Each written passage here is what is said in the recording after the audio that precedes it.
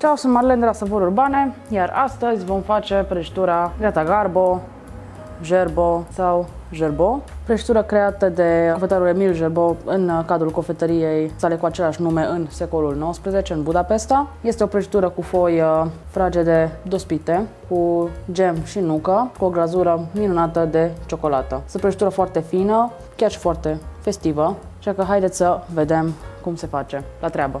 Pentru prăjitura Gerbo sau Greta Garbo, în primul rând vom lucra cu jumate din cantitățile prezentate pe blog pentru o tavă de 20 pe 30 de centimetri, jumătate din cantitatea ingredientelor. Avem nevoie de 350 de grame de făină, 125 de grame de unt gras, 2 ouă, avem aici 125 de grame de smântână de acrișoară groasă, jumătate de plic de drojdie uscată sau 12 grame de drojdie proaspătă, zahăr vanilat, un plic, bourbon, un strop de sare, 65 de grame de zahăr pudră și o lămâie de la care vom folosi, de la care vom roade coaja. Ca la orice dospitură, unde apare drojdie de la noi și dulce, sigur e și coaja de lămâie. Da. Astea sunt foile. Da, astea sunt foile. Iar aici avem pentru umplutură 450 de grame de gem de caise. Asta e tradițional pentru Gerbo. 200 de grame de nucă și 100 de grame de zahăr tos. Începem prin a pune smântâna împreună cu zahărul și cu drojdia uscată. Aici am schimbat un pic, că pe site am folosit acum, nu știu, 10 ani când am făcut Gerbo, am folosit drojdie proaspătă și pe aia dacă o freci cu zahăr, se lichefează. Aici a trebuit să improvizăm cu lichidul, adică să punem smântâna de la început. Amestecăm un pic și ce facem? Lăsăm 5 minute să se activeze un pic drojdia. Până stă drojdia, radem și coaja de la o lămâie. Și când radem coaja de la o lămâie, radem tot timpul până ajungem la partea albă. Nu radem și partea albă, pentru că partea albă deja este foarte amară. Drojdia s-a activat, cred că începem să adăugăm toate celelalte ingrediente. Nu contează neapărat ordinea, doar să lăsăm eventual sarea ultima ca să nu omorâm drojdia. Exact, drojdia de-abia activată.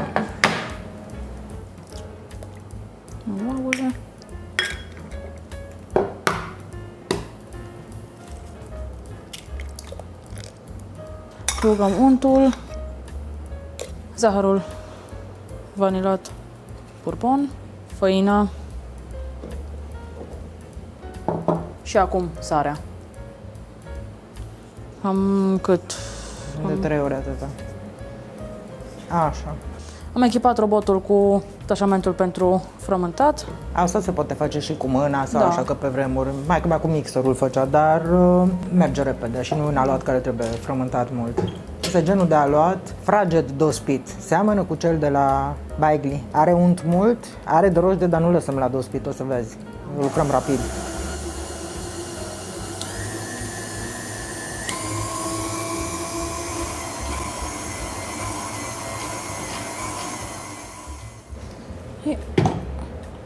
Așa trebuie să fie un aluat cremos, cu mult unt. Lăsăm 10 minute să stea. La temperatura camerei. Acoperit cu folie de plastic, bineînțeles. Până stă aici aluatul, ne punem să măcinăm nuca, mai ales răzătoarea cu ochiuri mari, ca să avem de sfide diferite mărimi, să nu fie nici foarte praf, să avem totuși ceva textură acolo. Da, pe e fain să simți bucățele de nucă, dar nu chiar mari.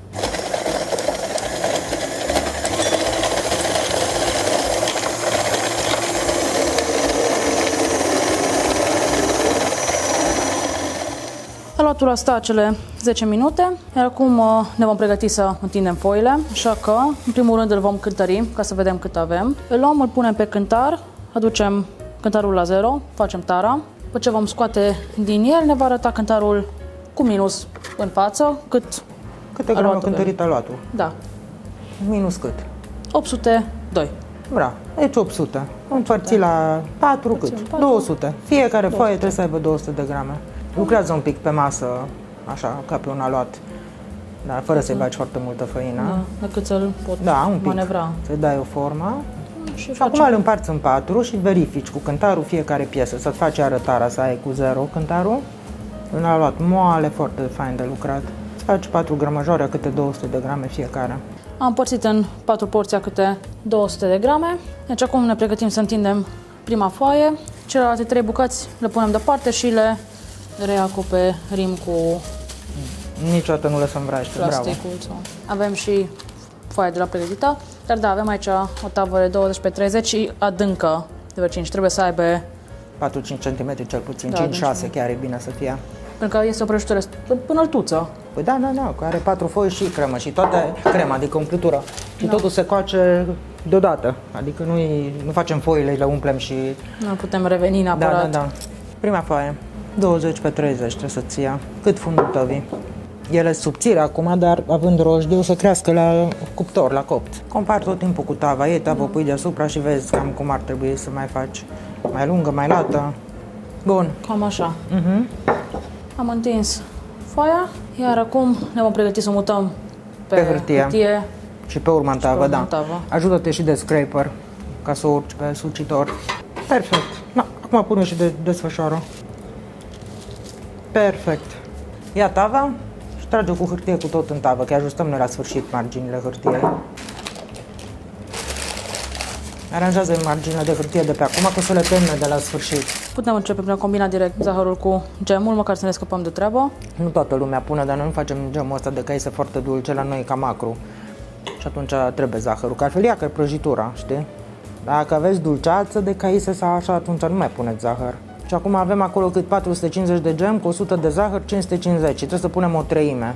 Deci haideți să începem să punem pe primul strat gemul și nuca. În primul rând luăm bolul de recipientul în care avem gem, îl punem pe cântar, îl aducem iarăși la 0. Scoatem 180 de grame Scoatem din el. 180. Punem pe prima tură de aluat. 4 foi, 3 rânduri de umpluturi. 183. Bun. Bun.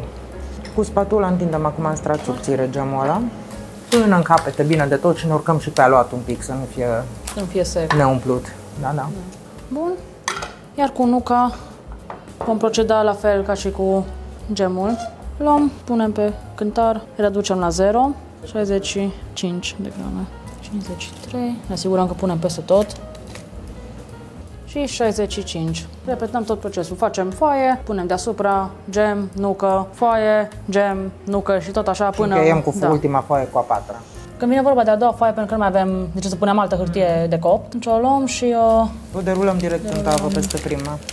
Peste umplutură, adică. da, Desfă-o cu grijă. N-are nimic dacă se rupe, că o aranjăm. așa.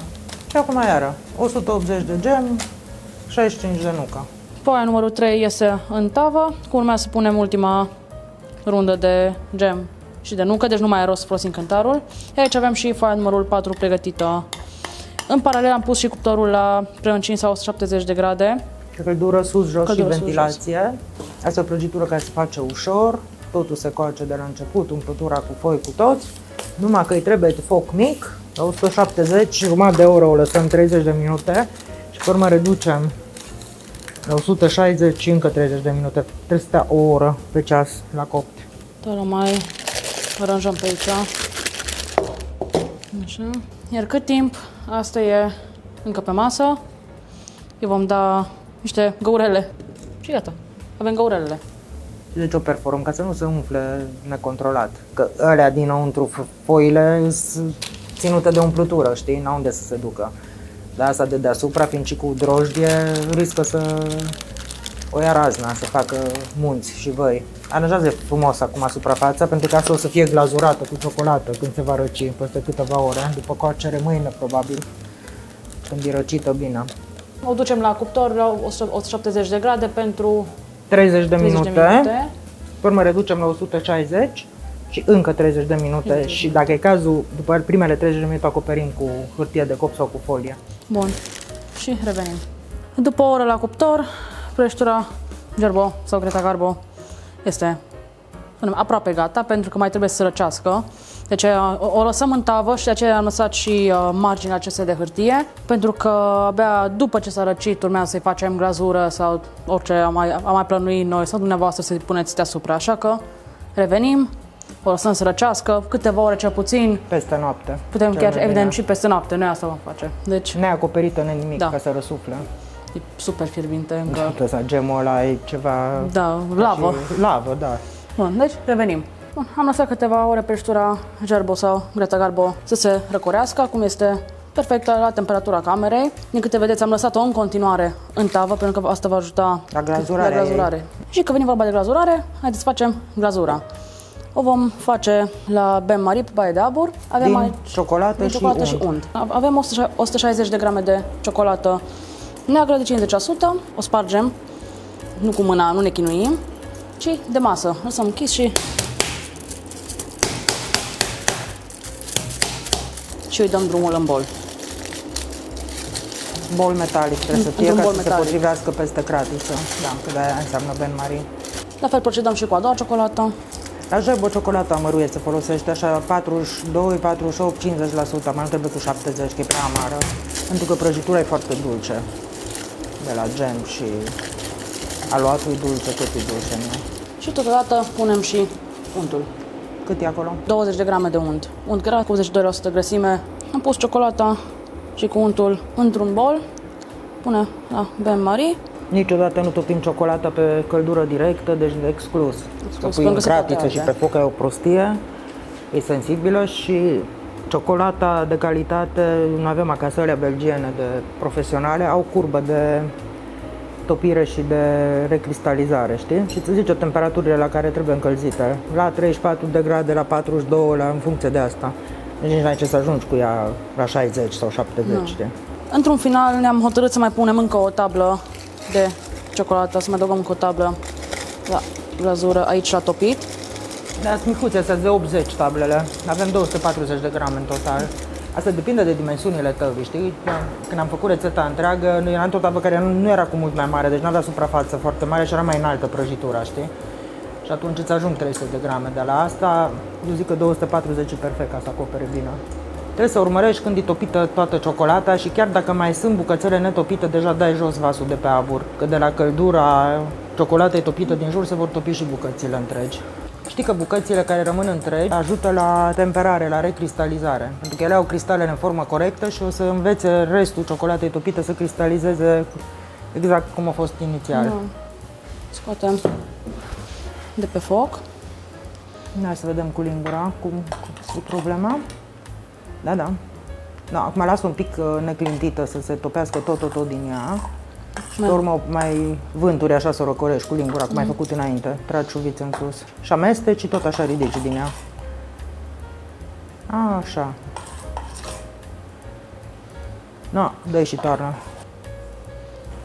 No, asta o să fie Gerbo pe gustul meu. Cu ciocolată multă. Mai plimbăm Totul aici. e să fie acoperită toată. Am nivelat.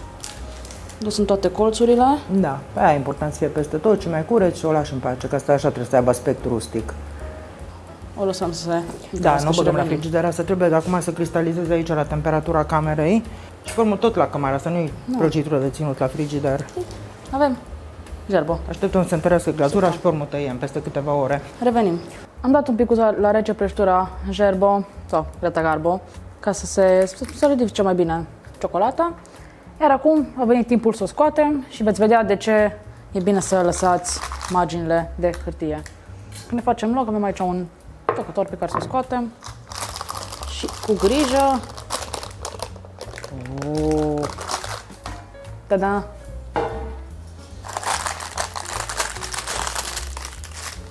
Și avem o prăjitură superbă. Acum ne vom pregăti să o tăiem. Avem nevoie de un cuțit cu un gust cu lamă lungă. Acum haideți să începem să tăiem niște felii mai elegante. Prima margine am tăiat-o, am pus-o aici. Iar acum haideți să mai tăiem încă două șiruri. Vom face cam late de vreo 3 cm și trebuie să vă băgați bine în ea. Așa, dar ea așa este foarte fragedă. Mai ștergem și cuțitul din când în când. Ocazia asta, haideți să vă arăt și interiorul. Perfectă. Perfectă. Iar acum haideți să tăiem cele 4 ștraife, le vom tăia în 4. Le putem pune așa 2 câte 2 și o dată, a doua oară și așa procedăm și cu celelalte 2. Voi tăia în cele 2 ștraife rămase și le vom pregăti pentru servire pe un platou. Și iată avem prăjitura Greta Garbo sau Gerbo sau Gerbo cu staturile faine, fragede, umplutură de gem și nucă, glazura lemn de cacao, de ciocolată, de fapt, așa cum ar trebui să fie. Pe timp ce trece, se va fragezi și mai mult, ea deja este fragedă, dar mâine va fi și mai bună. Noi o avem pe toate mesele de sărbătoare, uneori se mai face și întâmplător în casă, sunt foarte familiară cu această prăjitură. Sperăm să vă placă. Nu uitați să vă abonați, să ne dați un like, un share, să ne lăsați un comentariu și să ne revedem cu bine la următoarea rețetă. Ciao!